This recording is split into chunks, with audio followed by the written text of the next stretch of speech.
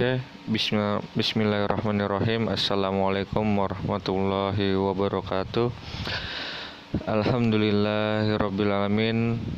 Wassalatu wassalamu ala asrafil anbiya'i wal mursalin wa ala alihi wa sahbihi ajmain amma ba'du.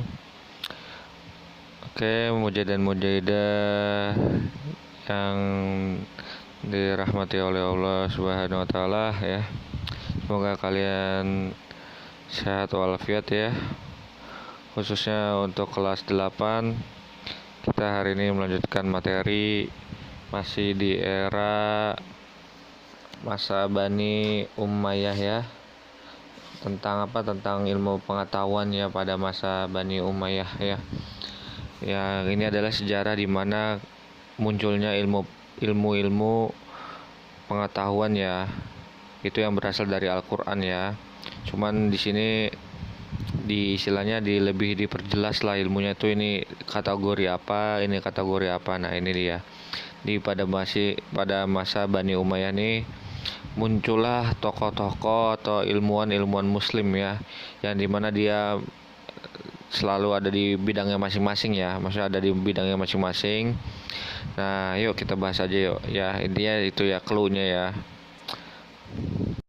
Nah, ini adalah ilmuwan muslim dan peranannya ya. Jadi kita bahas satu-satu dulu ya. Jadi ntar di sini ada ilmuwan muslim dan perannya itu apa aja. Nah, yang pertama adalah di bidang ilmu hadis. Nah, ilmu hadis ya, kalian ketahui lah, tahu kan ya sebelumnya ilmu hadis itu ilmu apa sih ya. Nah, ilmu hadis itu adalah ilmu yang dimana perkataan Rasulullah atau tingkah laku Rasulullah ya, tahu kan Rasulullah siapa ya, Nabi Muhammad, perkataan perbuatan ya, itu selalu jadi contoh untuk umatnya. Nah, hadis itu adalah kumpulannya sahabat-sahabatnya atau mungkin khalifah-khalifah yang lain itu ya, istilahnya melihat rutinitasnya Rasulullah. Nah, itu akan jadilah sebuah hadis, jadi kumpulan untuk metode seperti ini loh Rasulullah ini. Jadi bisa dianjurkan, bisa diterapkan juga, walaupun di Al-Quran nggak ada, mungkin di hadis pun ada gitu ya, dan sebaliknya.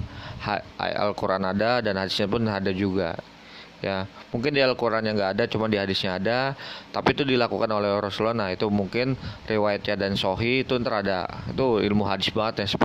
Seperti itulah intinya ya, secara tidak langsung adalah perkataan Rasulullah dan perbuatannya itu bisa jadi contoh suri dan umatnya ya.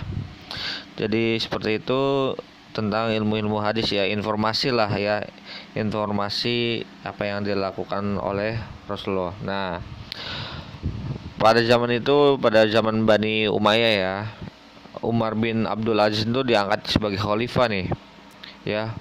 Umar bin Abdul Aziz ya.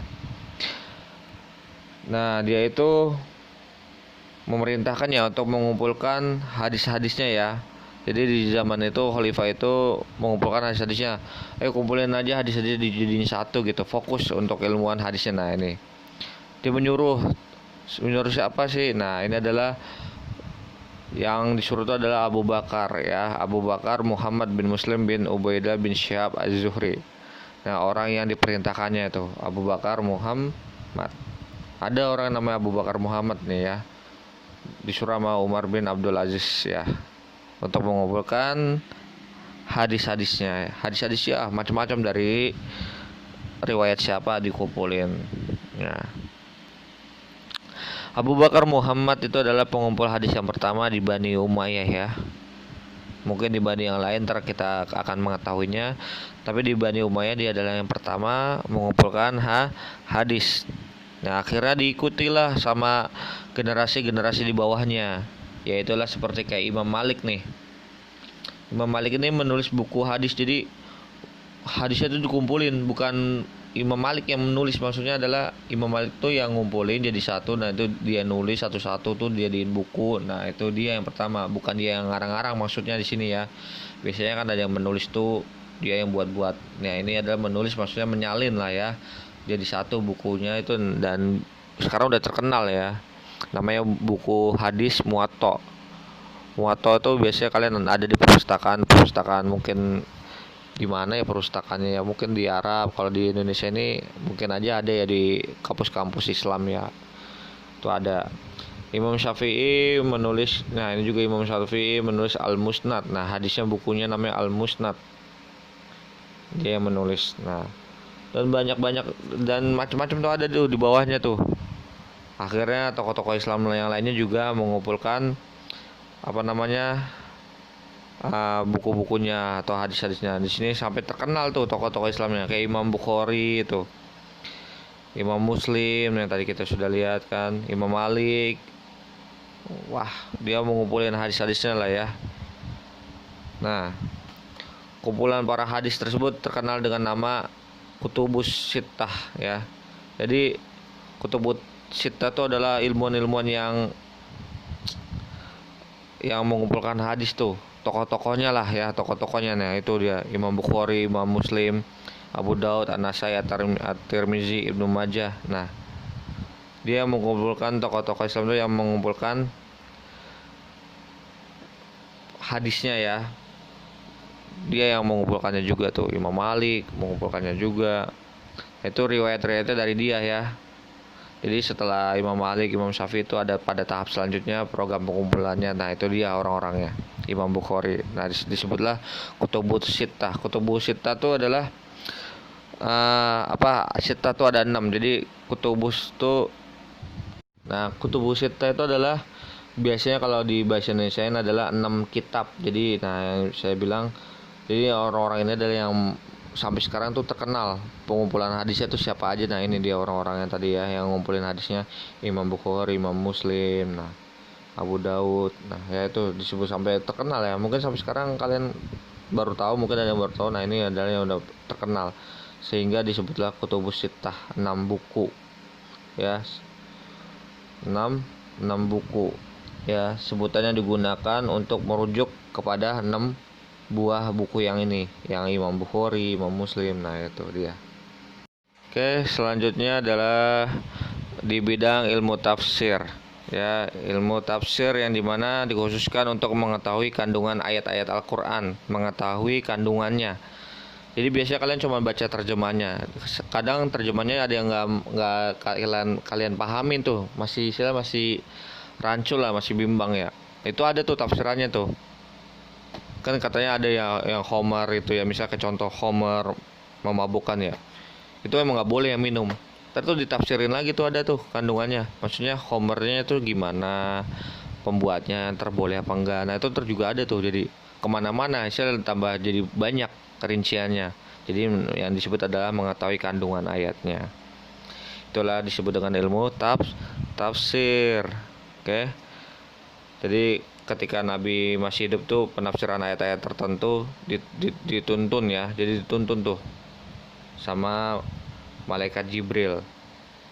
Nah setelah wafat para sahabat Nabi seperti Ali bin Abi Thalib ya, Abdullah bin Abbas, Abdullah bin Mas'ud, Ubay bin Ka'ab mulai menafsirkan ayat-ayat Al-Quran ya. Jadi dia mulai tuh menafsirkan ayat-ayat Al-Quran. Sebelumnya tuh Rasulullah masih hidup tuh dibimbing sama Jibril. Nah setelah itu wafat para sahabatnya langsung, nah kayak Ali tadi yang saya bilang tuh mulai menafsirkan ayat-ayatnya. Jadi dia tuh menafsirin satu-satu. Ini apa sih yang dimaksud ini, kandungannya ini apa sih ini, jadi gitu. Nah maka di di bidang tafsir ini muncullah tokoh-tokoh muslim ya, yang dimana dia tuh ahli tafsir sebelum orang-orang yang ada di dunia ini nih, di era 2000-an ini ya, di Indonesia ini tuh udah ada tuh orang-orang yang ahli tafsir, bidang tafsir. Selain yang tadi suruh ngumpulin tafsir itu, bukan, maksudnya adalah ini dia mempelajari ilmu tafsir yang pertama kali, yang paham. Nah ini dia nih adalah Muqatil ya. Dia tuh dulu belajar mungkin ya sejarahnya sih bapak juga belum tahu tuh. Cuman nih orang-orangnya Muqatil, Muhammad bin Ishaq, Muhammad bin Jarir nih, 3 orang ini dulu adalah orang yang belajar tafsir mungkin ya. Gimana kehidupannya tuh kita belum tahu ya. Mungkin tuh ada sejarahnya. Namanya sejarah bercabang-cabang. Ya, namanya sejarah tuh bercabang-cabang. Kenapa dia bisa disebut ahli tafsir? Nah, itu dia orang-orangnya, itu kita belum tahu ya. Belum ada di buku ini juga, belum tentang pembahasan itu juga. Intinya kita cuma mengetahuinya saja bahwasanya ahli tafsir tuh yang pertama kali ini gitu. Oke, selanjutnya ada ketiga, bidang ilmu fikih ya, ilmu fikih. Nah, ilmu fikih ini apa sih ya? Kan gitu ya. Jadi ilmu fikih ini adalah kita ngebahas tentang syariat atau tata cara ya, pemahaman. Fikih itu adalah pemahaman ya. Jadi membahas tentang apa sih sholat, apa sih wudu. Wah, ya amalia syariah tuh macam-macam lah itu ya. Tuh fikih tuh dibahas tuh di situ.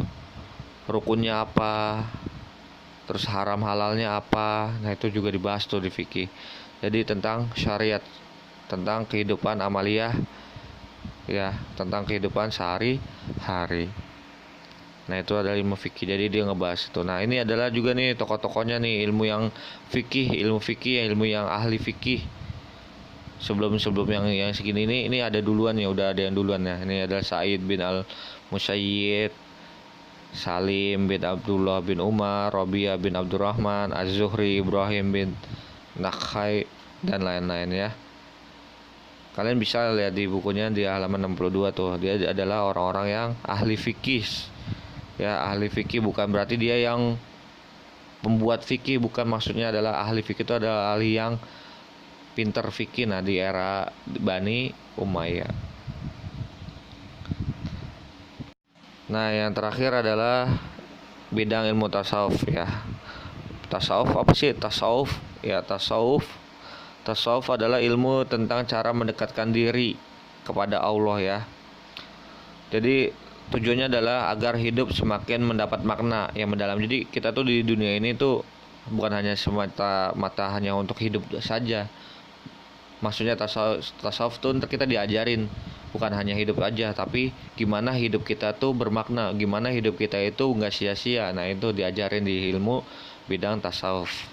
Mungkinkah kita disuruh beribadah sekian, sama dunianya sekian, sama agamanya sekian, sama akhirat sekian. Nah, itu kan dikasih tahu di situ ya. Tasawuf namanya. Misalnya kalian disuruh lebih perbanyak ini daripada ini, di sini lebih nggak bermanfaat, di sini bermanfaat, daripada ntar kalian matinya istilahnya kurang pahalanya mungkin ya. Di sini namanya tasawuf. Makanya kenapa hidupnya lebih bermakna ya. Nah, itu nama disuruh tujuannya. Oke, jadi seperti itu pas Nah, ini adalah tokoh-tokohnya nih. Ya. Ketika nabi-nabi udah pada nggak ada tuh, umat-umat Islam tuh pada jauh istilahnya, udah nggak ada panutannya lagi. Akhirnya ada yang menyeleweng ke kanan, ke kiri, ada yang berbelok dan sebagainya. Nah, itu ketika nabi udah nggak ada lagi, cuma hanya umat-umat biasa saja ya. Nah, Hasan al-Basri ini meluruskan istilahnya, mengenalkan kepada umat-umat yang belok-belok kayak gitu pentingnya tasawuf. Nah, karena mungkin dia sebelumnya udah pernah belajar tasawuf sama nabi-nabinya ya, sama nabi siapa gitu ya, untuk melatih jiwa mereka untuk memiliki sifat zuhud. Jadi kita tuh manusia memiliki sifat zuhud tuh. Zuhud apa ya? Zuhud.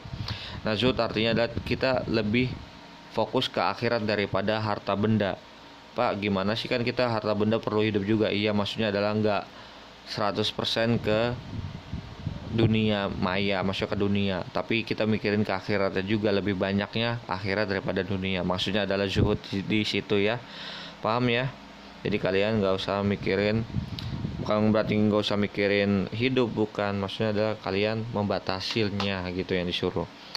Nah, di sini ada Sufyan, tokoh berikutnya ya, yang paham tentang tasawuf ya. Jadi gitu, Abu Abdullah Sufyan namanya ya.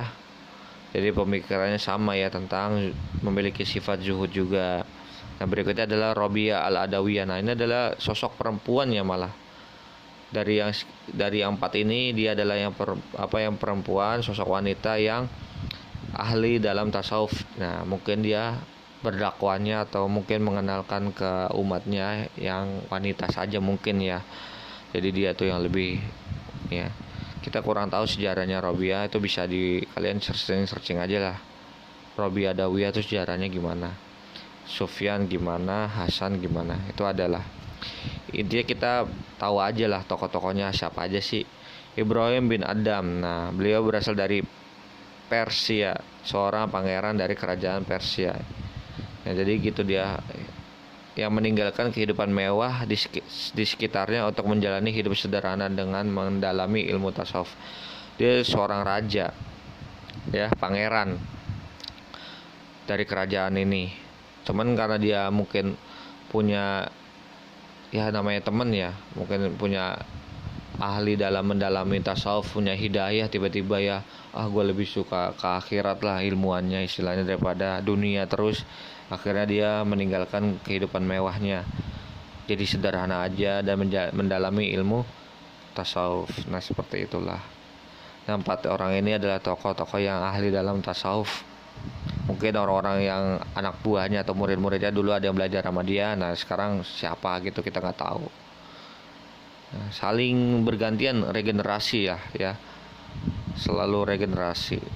Oke, seperti itu aja ya tentang ilmuwan ya, istilahnya lebih tepatnya ilmuwan muslim pada masa Bani Umayyah. Oke, kita tutup dengan membaca alhamdulillah. Oke, wabillahi taufiq wal hidayah. Wassalamualaikum warahmatullahi wabarakatuh.